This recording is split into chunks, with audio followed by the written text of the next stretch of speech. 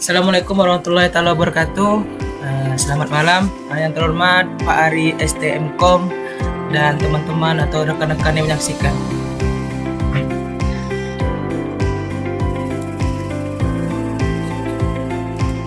Baik teman-teman, kami ingin mengulang presentasi kelompok kami pada sistem pneumatik pada pintu sterilizer dari kelompok 5 ya teman-teman ya.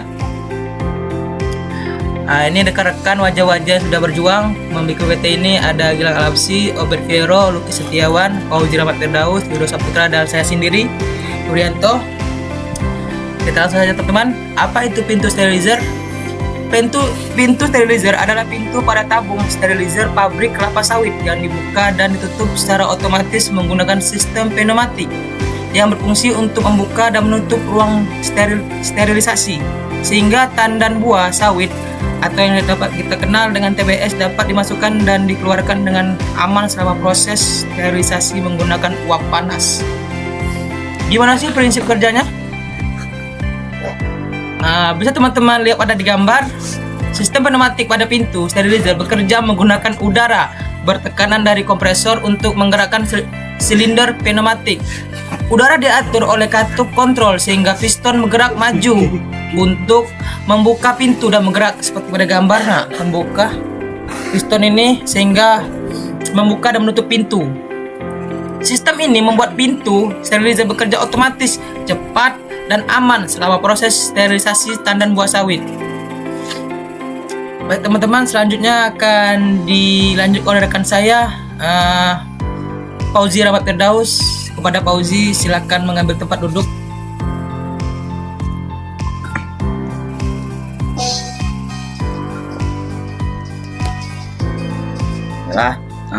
Di sini saya akan melanjutkan presentasi dari Nuri.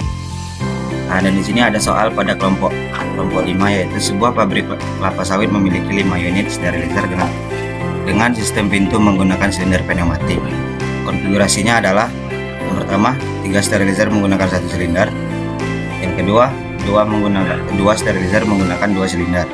Setiap pintu sterilizer memerlukan daya dorong sebesar 50 kg untuk membuka dan menutup pintu. Lalu dengan tekanan kerja sistem pneumatik adalah 6 bar. Sistem dirancang agar mampu melakukan minimal 3 kali siklus buka tutup meskipun kompresor tidak bergerak atau mengandalkan udara dalam tangki. Setelah kita lanjut pada rangkaian pintu sterilizer. Baiklah, sini terdapat rangkaian sterilizer menggunakan 2 konfigurasi yang berbeda. Yang pertama ialah 3 sterilizer menggunakan 1 silinder, dan yang kedua 2 sterilizer menggunakan 2 silinder.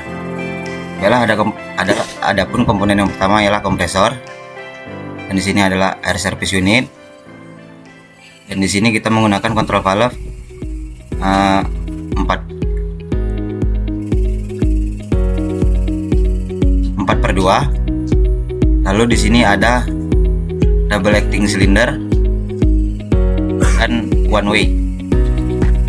Dan di sini kita menggunakan,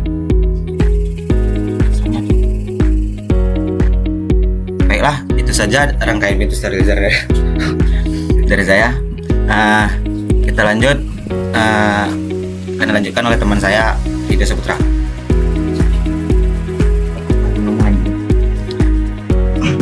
Baik, di sini saya akan melanjutkan presentasi dari teman kita Fauzi. Selanjutnya ada perhitungan pintu sterilizer. Yang pertama, data diketahui jumlah sterilizer 5 unit. Konfigurasi silinder 3 unit dikali 1 silinder sama dengan 3 silinder. 2 unit dikali 2 silinder sama dengan 4 silinder. Total silinder sama dengan 7. Gaya dorong pintu sebesar 50 kg. Tekanan kerja udara 6 bar.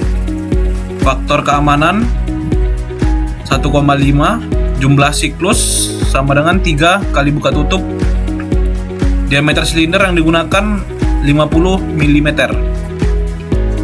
Struk silinder 500 mm. Diubah ke meter menjadi 0,5.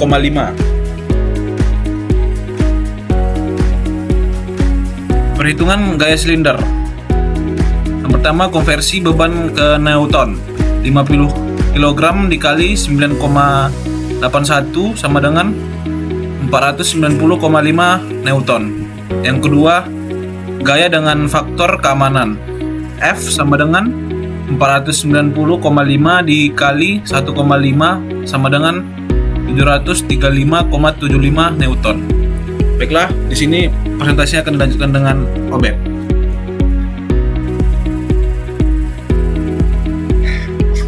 Baiklah, saya di sini akan menunjukkan presentasi dari teman saya Rio Saputra. Dan di slide sini bisa kita lihat diagram skematik atau Vitus laser.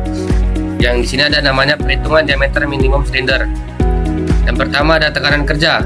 Itu adalah 6 bar atau sama dengan 600.000 Pascal Newton. Dan kemudian ada luas piston. Di sini dengan A sama dengan V per P, atau juga disama dengan kan 735.075 per 600.000. Di sini di bawahnya A sama dengan 0,001 2226 meter kuadrat.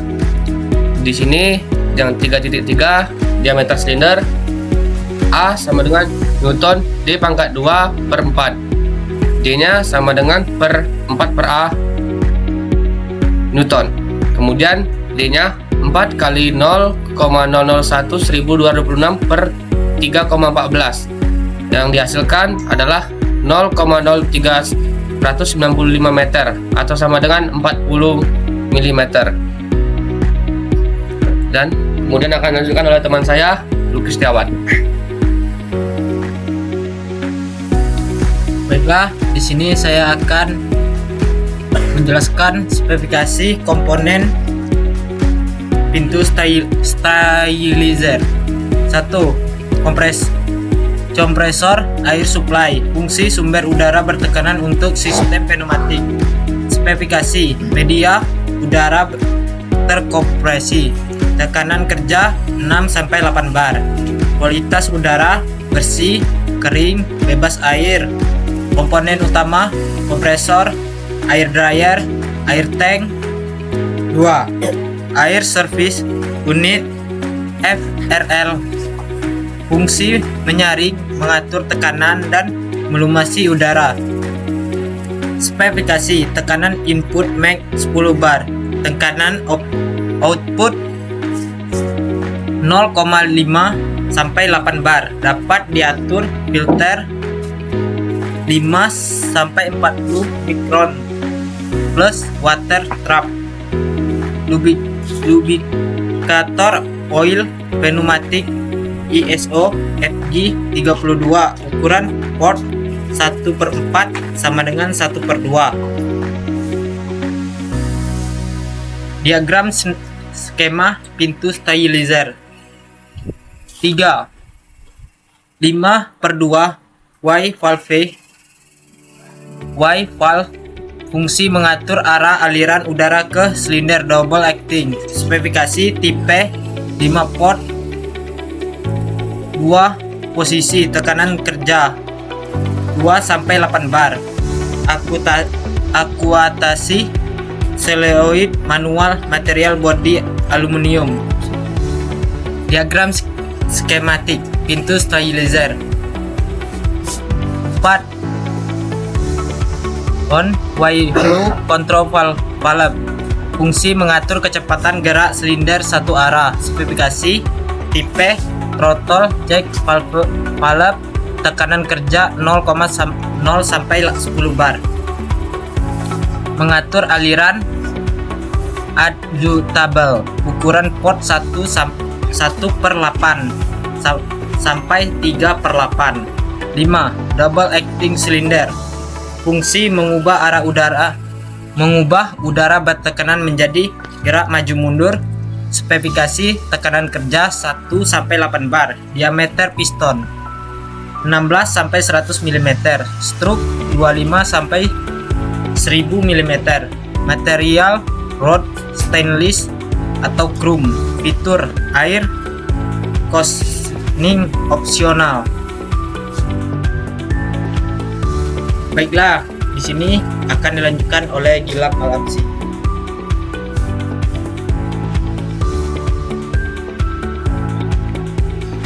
Nah, di sini saya akan melanjutkan PPT presentasi dari Lucky tadi, yaitu troubleshooting. 1. Compress air supply. Masalah yang sering terjadi itu tekanan udara rendah, udara mengandung air atau kotor, kompresor sering mati dan menyala.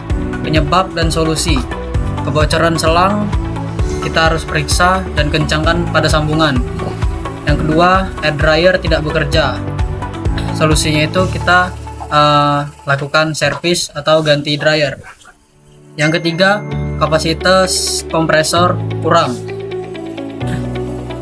Untuk ini kita solusinya yaitu gunakan kompresor yang lebih besar. Yang kedua, air service unit atau FRL. Masalah yang sering terjadi yaitu tekanan tidak stabil, aliran udara kecil, udara tidak terlumasi. Penyebab dan solusi: penyebabnya itu yang pertama, filternya kotor. Solusi yang bisa kita lakukan adalah bersihkan atau ganti elemen filter. Yang kedua, regulator rusak. Caranya itu solusinya kita setel ulang atau ganti regulator. Oli lubrikator habis. Solusinya itu kita isi oli pneumatik dengan spesifikasi yang sudah ditentukan. Yang ketiga, 5/2 wave valve. Masalah yang sering terjadi: yang pertama, katup tidak berpindah posisi. Yang kedua, silinder tidak bergerak, katup macet. Penyebab dan solusinya itu yang pertama, solenoid mati. Solusinya kita harus periksa tegangan dan coil. Yang kedua, kotoran masuk katup. Solusinya kita bersihkan bagian katupnya agar terhindar dari kotoran.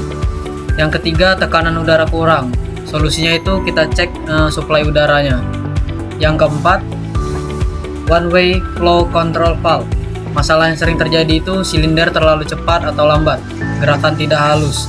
Penyebab yang sering terjadi dan solusi apa yang harus kita lakukan? Yang pertama, menyeting valve salah. Solusinya itu kita menyetel ulang aliran.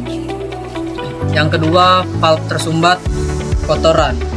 Solusinya kita bersihkan valve. Yang ketiga, cek kerusakan valve.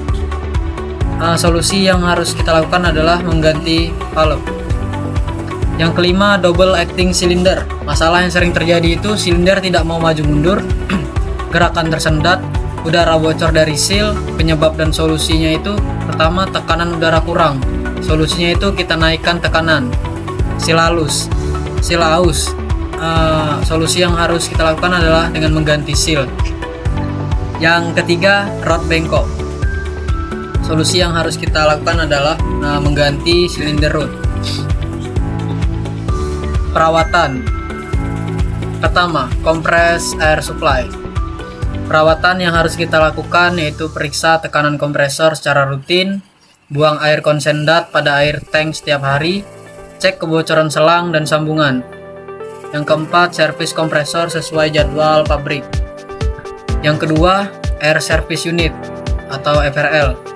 Perawatan yang harus kita lakukan adalah membersihkan atau mengganti elemen filter secara berkala agar tidak terjadi sumbat atau tekanan kurang.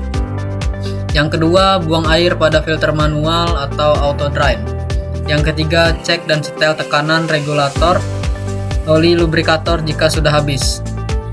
Yang ketiga, 5/2 wave valve. Perawatannya yang pertama, pastikan suplai udara bersih dan kering. Periksa kerja solenoid, pastikan berbunyi dan respon. Yang ketiga, bersihkan valve dari debu dan kotoran. Dan yang keempat, cek kabel dan konektor listrik. Nomor 4, one way flow control valve. Perawatan yang harus kita lakukan adalah periksa setting aliran secara berkala, bersihkan valve dari kotoran, pastikan tidak ada kebocoran udara, dan terakhir ganti valve jika pengaturan sudah tidak stabil. Yang kelima, double acting cylinder. Perawatan yang harus kita lakukan adalah memeriksa kebocoran pada seal silinder, membersihkan batang piston atau root, pastikan gerakan silinder halus, ganti seal jika gerakan sudah lemah. Mungkin hanya itu presentasi dari kelompok 5. Jika ada salah kata kami minta maaf. Saya akhiri, wabillahi taufiq wal hidayah. Wassalamualaikum warahmatullahi wabarakatuh.